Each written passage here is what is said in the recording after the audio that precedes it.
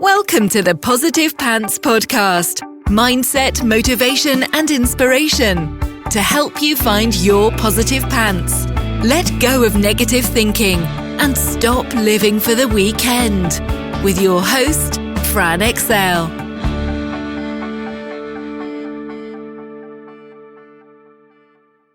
So welcome to the show. As always, it's Fran Excel Mindset Coach, helping you find your very own pair of positive pants so you can get out of your own way and live a life that you love. Thank you so much for joining me. I'm very grateful you've chosen to put me in your earbuds today. Please do hit the subscribe button so you don't miss anything, and do leave me a review. I love reading them, and it really helps me get found by other people who need to hear what I share. I'd also love you to email me your mindset and productivity questions or topics you'd love me to cover to hello@franexcel.com, because I know a lot of you think I'm inside your heads because you tell me all the time. But if I don't know what you need, I can't give it to you. So let me know. As humans, I think we love to overcomplicate things and make them harder than they need to be. Business, success, relationships, making money. And the same thing applies to doing what needs to be done to make us feel good and not doing the things that make us feel bad. There's this tendency to ignore the easy stuff and think that because it's easy, it's probably not going to have a big impact. You know, this conditioning that things that we want are hard and difficult to come by. Like there's this missing piece of the puzzle or some secret that we're just not in on. But the reality is we already have all the answers. We know them. We just don't trust them or ourselves. So we're constantly seeking something else rather than using what we already know, seeking what's wrong with us. When the reality is often we just haven't been doing the easy things that we know make us feel good. We haven't been looking after ourselves. We've been chasing that next destination in our lives, wishing it could just happen, click of the fingers. But doing the things we know make us feel good can feel easier said than done sometimes, right? When people start talking about self-care, I often see one of three things. One, the yeah, whatever, eye roll. You know the one. You've probably done it already. Number two, the I know that already. Doesn't seem to matter, you aren't doing it right now though, huh? And then number three, fear. Does it make me selfish? If I take the time for myself, then X, Y, and Z won't get done. And then what? Self-care has unfortunately become one of these wishy-washy things that just gets ignored now. It's lost its, that makes total sense. Of course, I can see why that would work, and become a bit of a fad. It's been bandied about without any explanation of really why it's important and also why it's fundamental to any successful business. Even if you do manage to get to that bit of a routine and start those positive habits and start seeing how good it is for you, it's the first thing to get struck off when you're busy or in a funk. Oh, the irony. Because it's the very thing that makes things feel easier when you're stressed. Hello, yoga, meditation, being in nature, walking, tons of things. And an easy way to change your state when you're in a funk. Sat staring at a blinking cursor, right? We've all been there. And often exactly what's needed if you've been burning the candle at both ends in your business or in your personal life.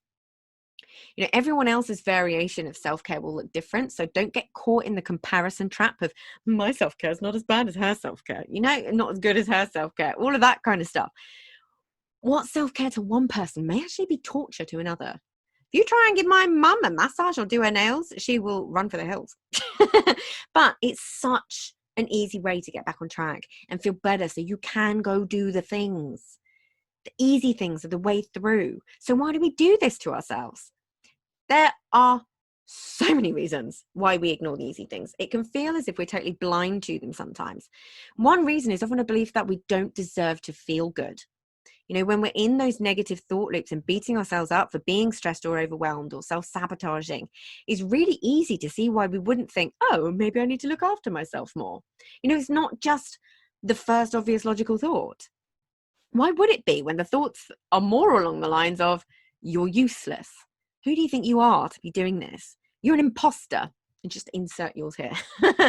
So the morning routine goes out the window. The snooze alarm gets pressed. The extra coffee or glass of wine creeps in, which has a knock-on effect on your day and your week. It's an easy pattern to slip into, but then we wonder why we feel even worse. It's as if Sometimes we want to unconsciously punish ourselves a little. And I'm sure a few of you can relate to that. Consciously, we're saying we want to feel good. And we're frustrated that we don't. But the behaviors we're displaying are the opposite of that. Or the negative habits are masquerading themselves as a treat, because you feel bad. And there's that slippery slope again. The junk food, the vino, the Netflix binge. Another reason is it can be a little inner child temper tantrum, right? You start looking at the things you should, in inverted commas, do. And it's as if your inner child goes, nope, stamps her feet and does the opposite just because she can. There's another reason is we're not motivated to put the effort in. The reward doesn't seem to quite stack up.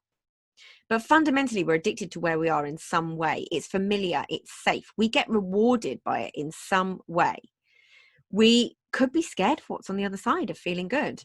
The lack of stories and excuses, it all fades away, leaving you with the conscious choice to do the work or not do the work. Yeah. You're not going to be able to make good decisions from a negative place. And it's easy to stay there because of the positive payback it gives us. Whether it's conscious or unconscious, it's there. We resist going outside of our comfort zones for fear of what's on the other side. Often we're absolutely scared of actually having the very thing that we're working towards. Now you can see just how important this inner work is, and to figure out what's at the root cause of the behavior. What's the underlying belief here? Is there some trauma that needs to be worked through? So just start observing your thoughts. Be a fly on the wall in your noggin and notice what's going on for you. Get curious. Ask yourself the right questions. There are times when we want or need a little momentary pity party. But what is it that's keeping you there? Yeah. Sometimes it's our mind-body's way of getting you to slow down. But if it's been going on for days or weeks, there's likely to be more to it. So what's going on for you at the moment? Are you under pressure in a different area of your life? Do you have a big decision looming? Is there something that you're avoiding? Do you have someone else's critical voice going round and round in your head? What do you notice? Where do you feel it physiologically in your body? Notice it without judgment. Create that awareness so you can make a new, more conscious decision around what you actually want to do. Have you been avoiding the easy things? Listen to what excuses and stories you've told yourself as to why you're not doing these things. Is it the I don't have time? Is it that I'll do that later? Is it I can't be bothered? What is it? The first thing to go are always the things that we look at and know that will make us feel better. But it's too easy. It can't be the thing to get you out of this massive slump, right? Surely not. These things aren't supposed to feel like chores to get through. But in those moments that they do feel like that, connect back to how you feel after you do them usually. Remind yourself how much more balanced, productive, happy, positive you are. What needs to happen to get you back on track? What negative habits have slipped back in for you? But most importantly, do not beat yourself up for it. Just notice it. Create that awareness. Trust and know that those little easy things can often be the things that make the biggest difference. I see it all the time with clients. Often they're unaware that they've actually stopped doing those things, and then they get themselves back on track super quickly once they've realized. Yeah, is why unconscious behavior is so damn pesky, because it's unconscious. You don't know you're doing it. We can't see it unless it's pointed out or we intentionally look for it. It's not your fault. But if you're feeling a little bit off, or if you're in a funk that you can't seem to shake, ask yourself, what easy positive things that make you feel good have you stopped doing? What negative habits that make you feel bad have crept back in? What is it in defense of? A little trick I always use if things have got on top of me or things are outside of my control, just close your eyes, take a little minute and ask, what do I need right now? And what do I want? And go from there. So, if you got value from this and you know in your gut that now is the time to step up and start rewiring your thinking and changing things for yourself, then book in a free discovery call so we can work out what needs to happen to get you from where you're at right now to the action-taking success you know you can be. And if you want my eyes and ears on your problems, I work with people one-on-one and through my Proactive Pants Mastermind. So stop waiting for if and when and decide to change things now, because you can. And as always, I hope that was helpful. So any questions, just let me know. And as always, I will see you next week. Bye.